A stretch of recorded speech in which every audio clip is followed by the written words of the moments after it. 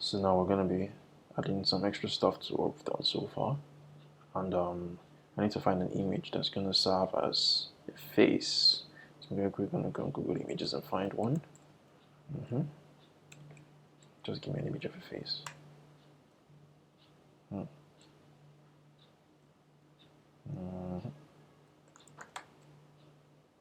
No, definitely not this. Okay.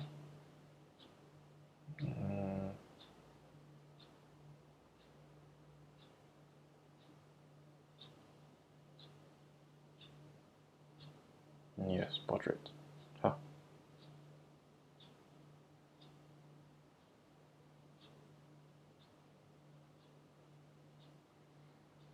I think I would take this guy. Okay. I think I'll take this guy and save it. So obviously you can use an image of yourself, right? Maybe I should just find an image of myself and use it. Yeah.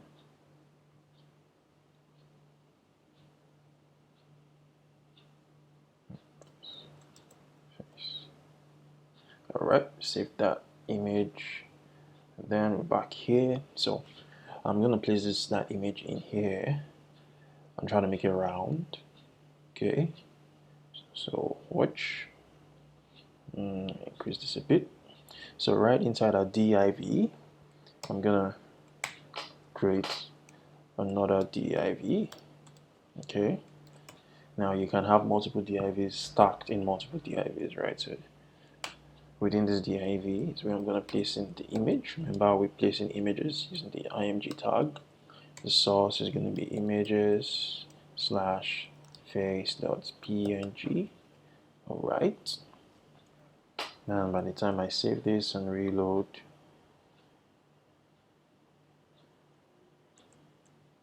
oh, where is it? I probably used the wrong name. Better confirm that. Site images.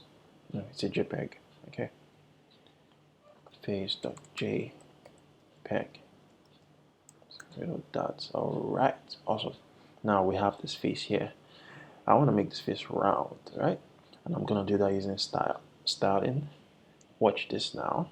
So the first thing I'm gonna do is define some fixed properties. Width is equal to 300. Let's remove this. That's too much. Let's make it 150. Yeah, too small. Right, 200 then. Not bad.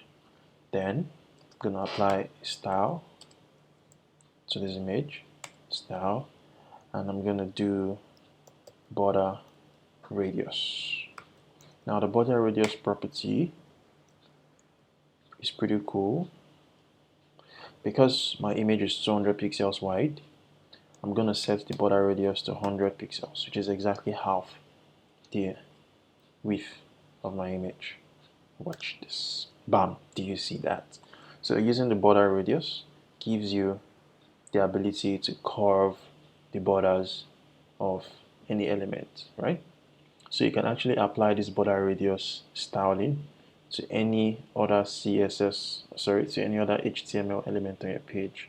For instance, I can decide to apply it on this funny looking div over here. So if I came to the style definition for this div and I set border radius,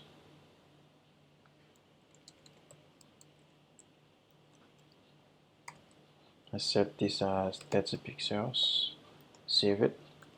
You can see it became curvy, right? Exactly. So that is how you get your elements to have curves using the border radius CSS property.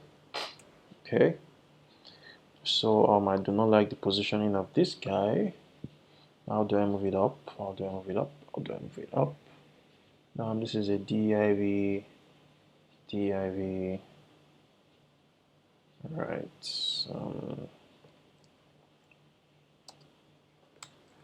let's take this, put this here. No difference. Okay. though I might want to align this image to the center, and there you have it in the center, right? So this is we've seen this already, right? Next thing I may want to do is add a name, and I can say use an H3 for this, and let's call him, someone give me a name, right, Richard Sebo. Yeah, okay, and then there we have it. I want this to be in the center as well. I can do this, take it out, and place it. No need for that.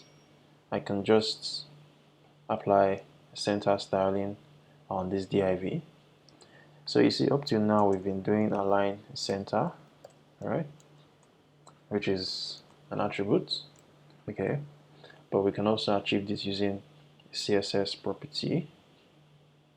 And if I were to do text align center, you would see that it has the same effect, right? So you can use text align center, which I applied on this parent div, and everything else within this div would appear in the center, right? So the next thing I can do here is start adding other stuff. I can put a paragraph and say consultant pediatrician. I'm not sure if I even know how to spell pediatrician right anymore. Okay, we can go on to do that, and we have this. Okay, yep, so it's pretty much not exactly the same as what we're trying to achieve, but we're getting close there, right? So you can see how we gradually added elements that make up the building blocks of this page, from images to divs to text to colors, right? And let's add some more stuff there. So next thing we want to know how to place on our pages will be links. Okay, so let's say I wanted to put a link here. For instance, on a typical website, you would have home, all right, you would have about me, you'd have contact me, all right. Right, so simply typing this out as text just lays them out directly. But this is not what we want to achieve, okay? What we want to achieve is for them to appear on individual lines and for them to be clickable, or at least appear clickable. So what do we do? This is where I would introduce you to another tag you should know, which is the anchor tag, right? So the anchor tag is represented with an A in the sense of this, that is A, anchor, right? And I open it and I close it, okay? So if I were to place this text within this anchor tag and I save this, you will observe the difference. Really no difference. Fine. That is because the anchor tag needs some attributes to define how it operates, right? So I'm going to give it the most basic attribute that every anchor tag should have, and that is the href. Okay, so the href defines which page or where your anchor tag links to, and this can be on your current page, or it can be an entirely different page. It can be an entirely different website. It can be anything entirely. But the href is the most important tag the most important attribute every anchor tag needs to have. Without the href, your anchor tag will not work. Okay, so we typically do put a hash on, write a hash when we are not sure of what we want the anchor tag to point at, but we just let it know. or let it appear as an anchor, right? So by the time I save this and I refresh, boom, we have it looking like a link now, and it's clickable, right? So the href is what you use to determine where your anchor tag should redirect your page to. So I'm going to place these other supposed links in anchor tags so they can serve as links as well. I'll do the same thing here, anchor tag, cut this, paste it here, right? Shush. Seriously, man, don't stress me. Okay, now I'll give it an href as well. I just call it hash as well, give it a hash href. Do the same thing for this guy. Oh, come on.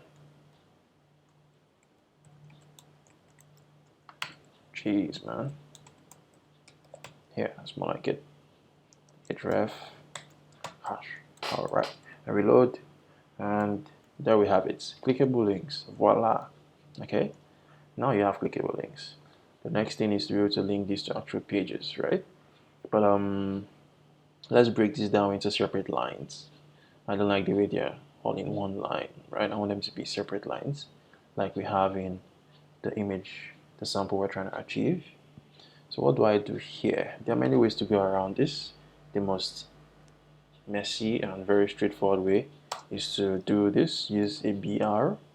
A BR is a line break tag. Wherever it is used, it represents a break from the current line to a new line. And if I save this and I reload, you can see that there is a line break after home, which is right here. I can do the same thing, put a line break here. Save this, reload, you see that? So you get the idea, right? So that is one way to achieve that. Another way to achieve a similar effect is to use the unordered list tag. And what is that? It is represented by the UL. Okay, UL stands for unordered list, right? The unordered list comprises several items within it, right? So within this UL, we can have all our links nested in it. And how do we do that? The UL has items represented by a list item, and the list item is represented is in an LI. All right, so you can see everything is pretty much semantic, right? So the names of the tags kind of determine how alphabets are used to represent them. So it's really not that hard, it's pretty easy. So LI, and I can say find me, and I close my LI. I put another list item, LI, I say call me, and I close my LI. If I save this and reload, do you see that? And it appears with these bullet points. So the thing about the UL tag is that it automatically breaks your stuff down into lines and makes it look like a list by adding bullet points, right? So if you wanted to use this to construct your links, you could use this. If you feel like using this, you could use this. But in most cases, you'll find yourself using this and applying some custom styles to them. So let's say I wanted to place in links here, and I did anchor on this. I close my anchor tag, right? And I did my href so it looks like a link. I placed an hash. I save it. Do you get the idea now, right? So we're already achieving something similar to this, but taking a totally different approach, right? All right, cool. So I'll just place another one here. Do that. Close it, and then place the href here. Do that, and we have this. It's pretty ugly, I know. We're gonna make it look better as we proceed. Another thing I can add is a little body of text underneath. Let's say I put a paragraph where I put my copyright information. Let's say copyright Mad doctor. No, copyrights. Sad doctor. Yeah, that's more like it. 2020. And I save it. There we have that. I can, if I want to get a copyright sign, there's a special character for that, and access it by using this and copy. Right? If you do that, this is what you have, the copy sign. So with time, you get to know what all of these are, and sometimes your code editor actually helps you generate all of this easily, so you don't have to memorize this actually. Okay, let's give this paragraph, let's make it smaller. So I'm gonna do small, right, and I'm gonna move the text into it so it appears a bit smaller than the rest. What is going on here? Come on, nigga, don't stress me right now. Gosh, right.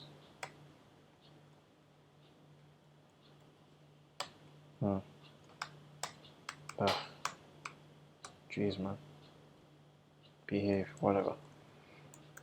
You can see it's now smaller, right? So the small tag is a simple tag that makes whatever text it contains appear smaller, right? So we have made a very ugly version of the page I showed you in the beginning, and yeah,